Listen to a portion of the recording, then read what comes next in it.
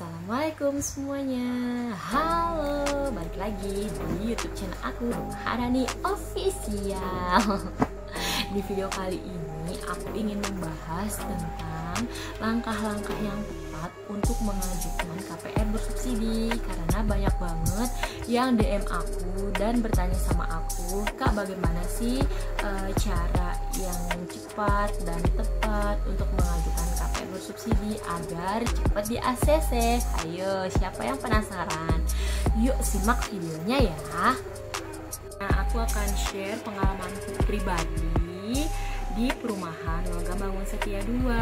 Syaratnya yaitu yang pertama, hanya booking fee saja sebesar 1 juta rupiah tanpa ada DP ya, atau DP-nya 0%.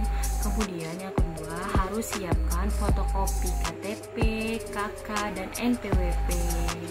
Lalu setelah itu kita akan ditanya oleh pihak kantor mengenai BI checking kita, apakah BI checking kita benar-benar bersih dan aman, karena itu penting ya, itu syarat utama dan yang syarat mutlak. Kemudian kita akan ditanya juga apakah dalam sekartu keluarga atau sekk sudah memiliki sebuah rumah atau belum, karena nantinya akan dimintai berkas keterangan, surat keterangan dari kelurahan bahwa tidak memiliki rumah, seperti itu.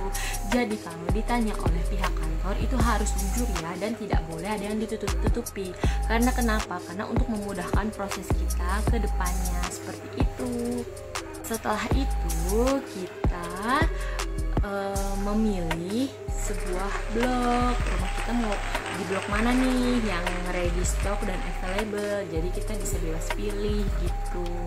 Lalu setelah pilih blok, kita kasih booking fee-nya dan kemudian kita akan terima bukti pembayaran bahwa kita sudah booking 1 juta rupiah tadi. Kemudian kita akan dikasih berkas oleh marketingnya. Berkas apa itu? Berkas yang harus dilampirkan dalam mengajukan KPR bersubsidi, di antaranya yaitu slip gaji, rekening koran, surat keterangan tidak memiliki rumah dari kelurahan, kemudian surat keterangan dari kantor bahwa kita aktif bekerja di perusahaan, dan lain-lainnya. Berkasnya harus diisi sesuai data kalian ya, dan tidak boleh bohong karena untuk memudahkan kita.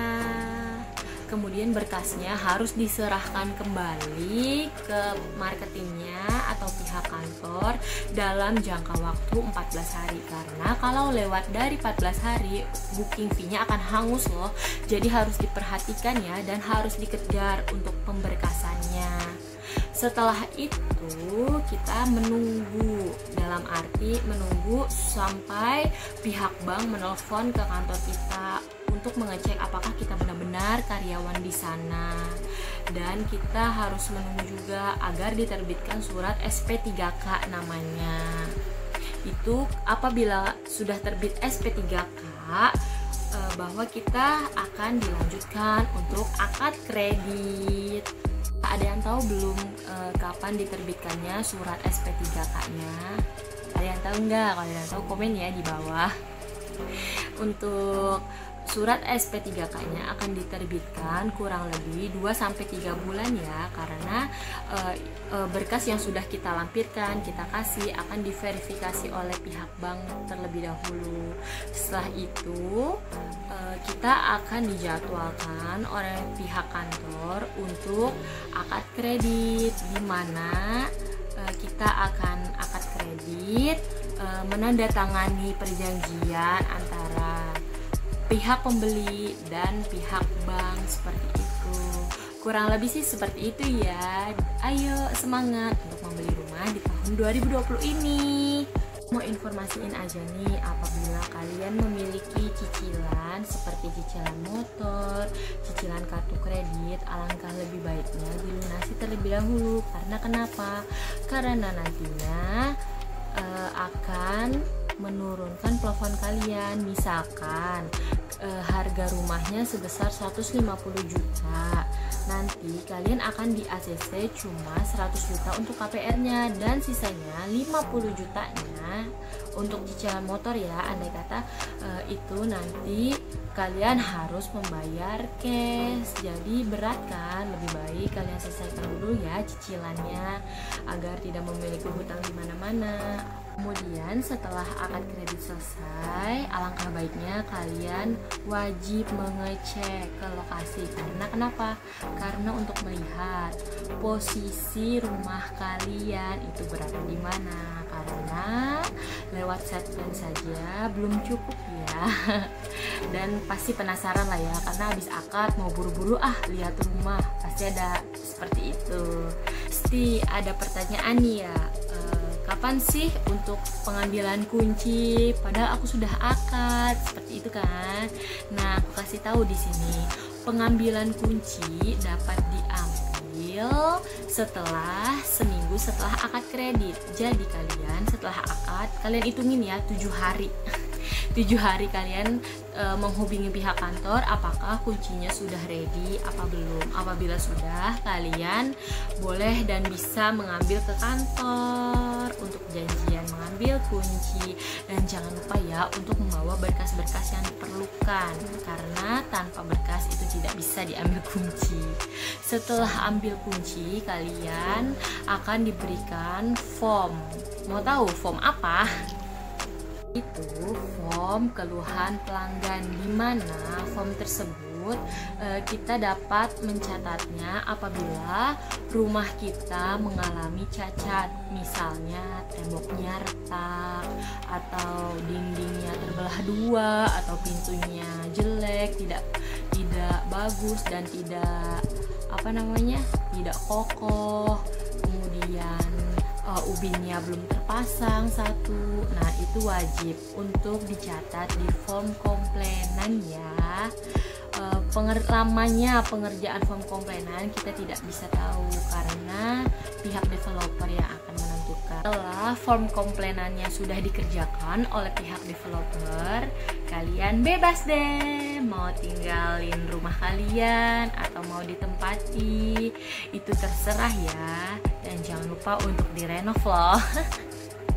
Oh iya, ada satu lagi syarat untuk renovasi, yaitu kalian wajib membayar uang keamanan sebesar 500.000 saja apabila kalian ingin renovasi rumah. Itu penting.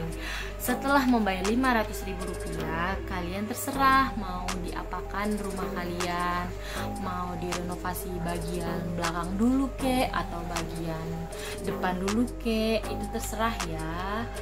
Karena tidak ada yang mengganggu kalian seperti itu. Jadi kalian bakal tenang kalau sudah membayar 500.000 itu ya. Iya, jangan lupa untuk ambil pompanya juga, karena pompa itu dapat gratis dari developernya. Jadi kalau kalian ngambil kunci, aku sarankan ambil juga untuk pompanya ya. Pompanya itu sendiri bisa dipasangkan oleh pihak developer. Dan jangan lupa loh buat ngasih uang rokok biar pekerjaannya lancar dan cepat. Bila rumah kalian di perumahan Logam Mustia 2, bisa komen di bawah ya, siapa tahu kita bisa meet up loh. Yuk teman-teman yang masih muda, jangan lupa untuk mengambil rumah atau untuk invest rumah, karena itu sangat penting, dimana harga rumah setiap tahunnya akan mengalami kenaikan. Karena kenapa? Karena sudah ada buktinya. Aku waktu itu ngambil rumah pada tahun 2018 dan akad kredit pada bulan Maret 2019, di mana cicilanku masih 945.000. Sedangkan sekarang pada tahun 2020 mengalami lonjakan yang tinggi dan tergolong lumayan ya. Jadi cicilannya sekarang itu kurang lebih 1,2 atau 1.200.000 rupiah. Makanya jangan lama-lama dan jangan berpikir panjang. Pikir panjang boleh, asal kalian wajib ambil rumah untuk masa depan kalian.